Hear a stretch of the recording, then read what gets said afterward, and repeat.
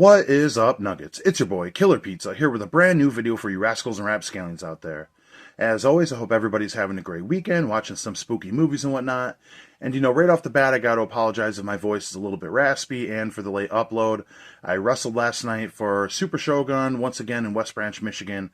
I always love wrestling there, and being a villain between yelling at the crowd and getting heat, and then all the conversation on the way to the show, at the show, and on the way home, plus the karaoke session always happens on the car on the way back. My voice is kind of gone. Plus, we hung out until like midnight after the show, and that was really cool, man. A really good group of people around there. I actually had my first tag match with my tag partner, Pete Daddy Dollar, and pretty good chemistry in the ring. I think we had a pretty good match, and we wrestled against two green guys, too. Green as in still new to the business. So it was kind of fun to work with some new people and kind of show them a couple things, and they did great. Thought the match was good. Good time overall. But that's not what we're here to talk about. We're here to talk about what everyone's been talking about here, Night of the Living Dead on 4K. I know I'm not the first one to make a video about this. This just came out on Tuesday. I watched this this past Wednesday night, but this is the 4K, and it has the uncut version that Tom Savini originally wanted. Because apparently, originally, they cut out so much stuff that he wanted to put into this film, so it has a little more of his vision in there. But anyways, here is the cover. This is a 4K Steelbook. A lot of people don't care for Steelbooks. I'm kind of in the middle, neither here nor there. It really depends on the artwork for me. And when you could do something good on the cover, like I love the original artwork here, and when you could do something kind of cool on the back, I like that. The mom zombie, the waitress zombie, whatever you want to say. And there's the spine. I'll show you guys the inside. The Blu-ray is missing because that has all the special features, and I was watching those Friday night, which I'm pretty happy about. A lot of new special features, new interviews and everything, so that was pretty cool.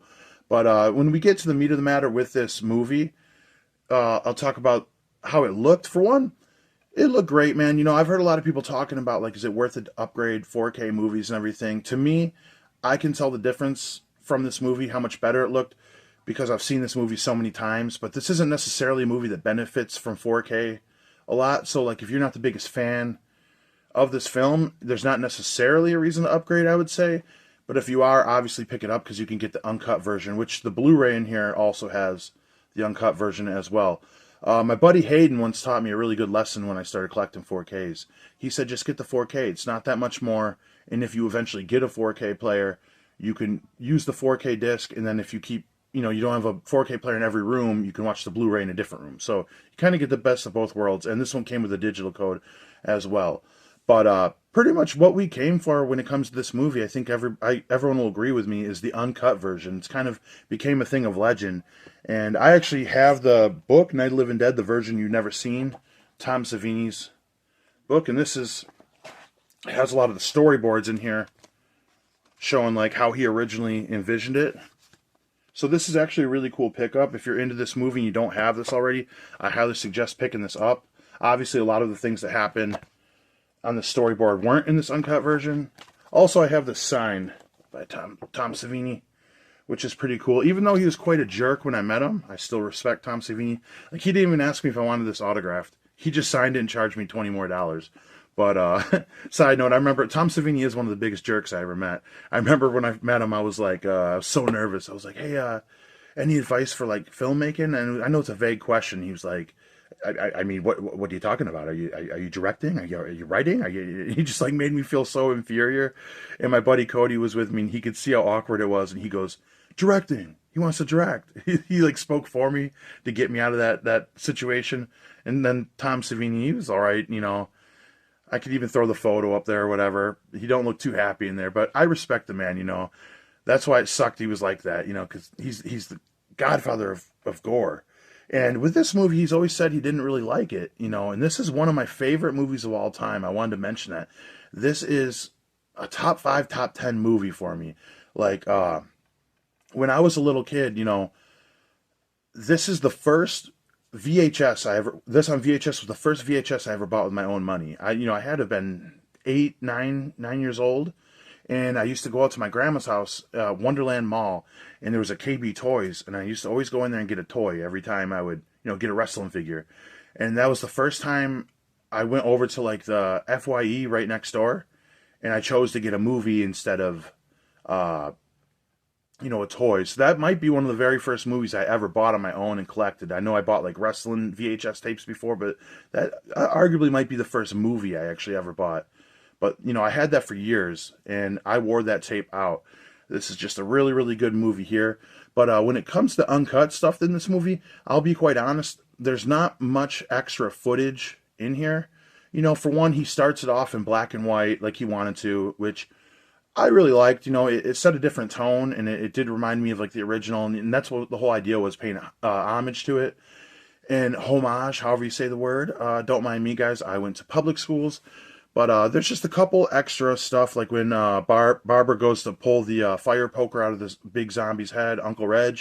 It shows her like yanking it out, and then there's a lot of shots where, literal headshots, where it's an extended couple seconds showing like the shot go out of the back of the head. I think the best part of the uncut footage is when Tom is in the back of the pickup truck, and in the original, he just shoots off into the distance, but it shows one of these zombies that got burned, and he takes his headshot with a shotgun and just blows the zombie's head off, and it looks awesome. I love classic headshots in horror movies and everything. Nothing beats that. But yeah, so those were really the only differences. It was cool to see a little bit more, but I'm just happy to get a 4K upgrade on this. Like I said, this is a top 5, top 10 movie. I actually prefer this over the original Night of the Living Dead. And like I said, me and my sister used to watch this all the time. I got an autograph from Bill Moseley at a convention not long ago, and I didn't get a photo of Chop Top or anything. I got a picture of him from Night of the Living Dead, just because that's how much I care about the movie. I actually told him, I was like, when you got tackled by that zombie and the dummy head hit the tombstone, I told him, I was like, me and my sister used to just crack up and giggle and laugh the whole time. We were a bunch of little asshole kids, we thought that was so funny. But this movie is just great, you guys. It's the characters a lot. Every single one of them are so memorable and everything. I don't have to explain the story of Night of the Living Dead, even 1990, because this is generally the same story as the original. But I love that Barb becomes kind of a badass in this movie. I mean, who doesn't like that? And Tony Todd steals the show, man. Like, his intensity and his calmness, and even when he can bring it up, nothing beats it. Like, I love the dialogue he's given by the fireplace and everything.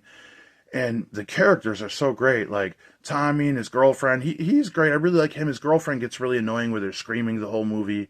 And then Cooper, man, what a dislikable character, man. And the way he treats his wife in this movie, like slapping her around and everything, you feel so bad for her. But the conflict between Cooper and Tony Todd, Ben, is just so amazing in this, man. Like, this is a movie I could, when I think of movies that I could watch like every day or quote every line, I can quote almost every line of this movie, and I could throw this on anytime because it's exciting right from the start, for one.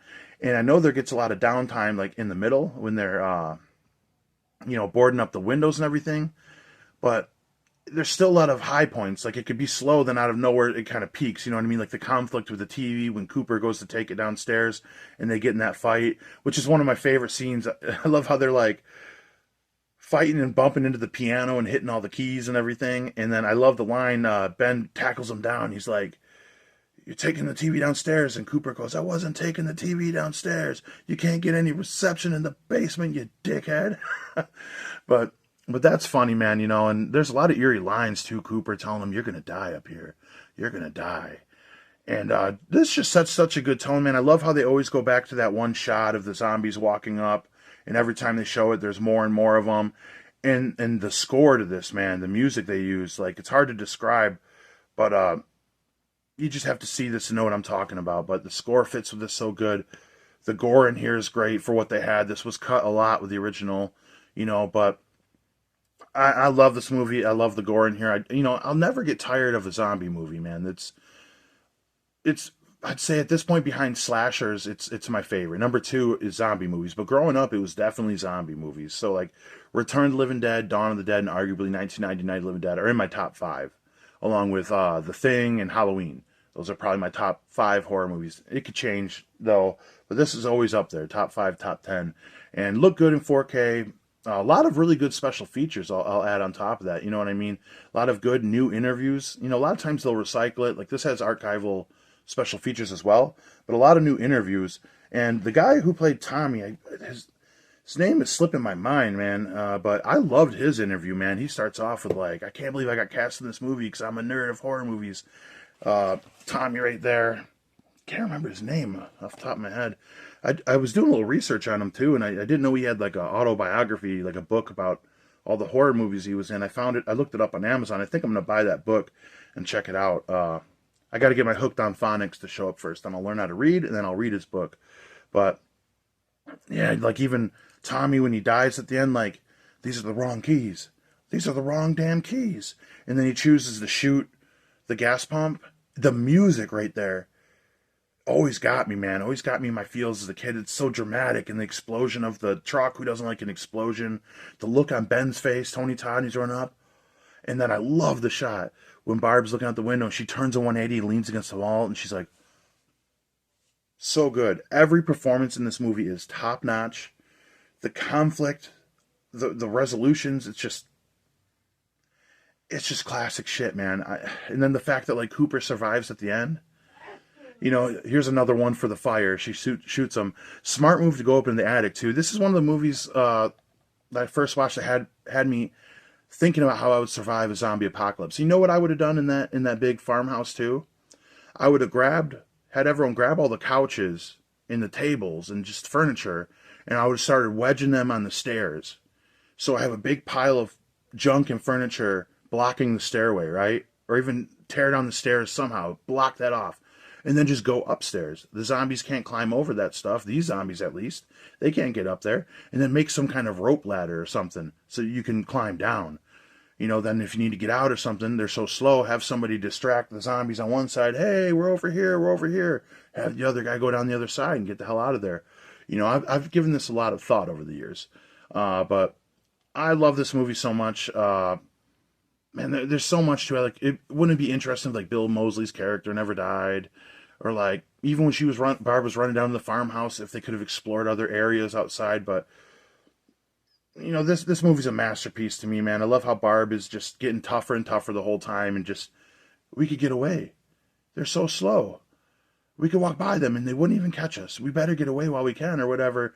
You know, I quote this movie all the time too. Like when I'm at work and like somebody's dragging their feet, I'll look over like, they're so slow.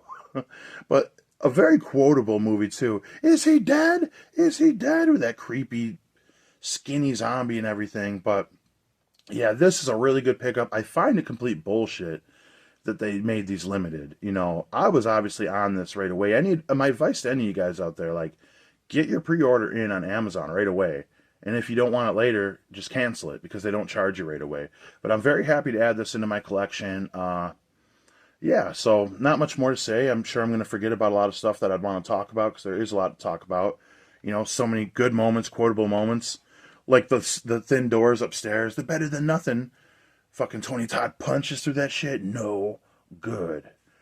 Man. Oh, one of my favorite scenes, too, and it's with the score, too, is when Tony Todd goes into the basement, which that's very scary, too. The way the zombies all circling to get him, and he's got to go into the cellar.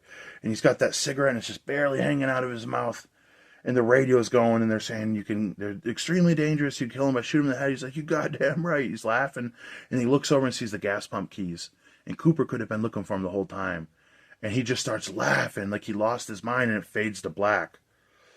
Like, man, that is so epic and everything. And his death is just as sad as the original death of Ben in the original Night of the Living Dead. But I love this movie. Hopefully they will make more of these. If they're smart, they would see that these sold out and, you know, they can make a lot more money. Beautiful release. This might be the release of the year for me so far.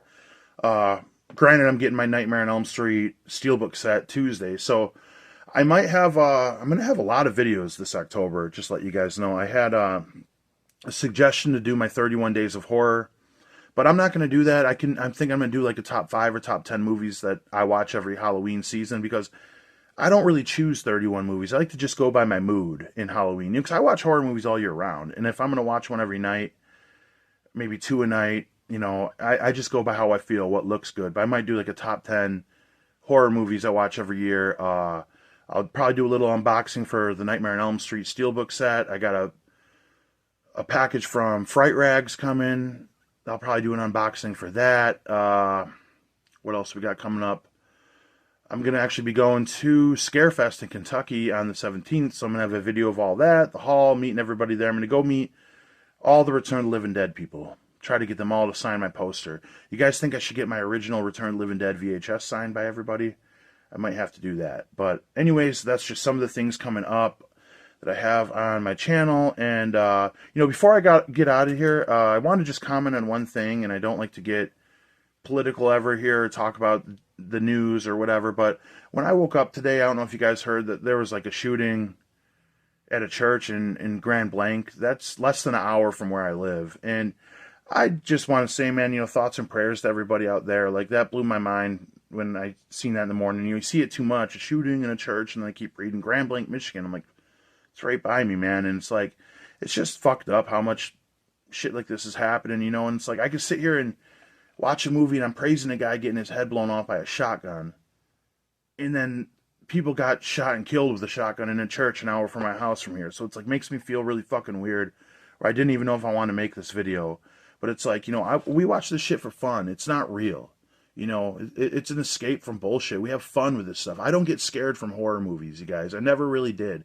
If I watch The Exorcist in a dark room, like, that might creep me the fuck out a little bit, But, like, we watch horror movies because they're entertaining and they're fun. When people take violence like that in real life, like that, it's just bullshit, you know what I mean? And they talk about gun control and all this stuff in the world, and everybody wants to have an opinion on it. And, I mean, it's just like, nobody's the same. We're all going to be different, have different opinions. So there's no point in trying to fight over all this shit half the time. It's just, people need to just stop being assholes and being crazy, man. Like, ain't no need for that stuff, You should try to, like, make an impact on something, you know what I mean? Like, as a wrestler, when I go into the ring, like, I do it because it's fun and I like doing it, but I know the people that show up to the shows might have stuff going on, and if I can help let them escape that for that little amount of time, 2 hours, I take a lot of pride in that, because we all have problems and stuff. But just to go into a church and shoot up people, like, just because you don't agree with them or whatever the hell it may be,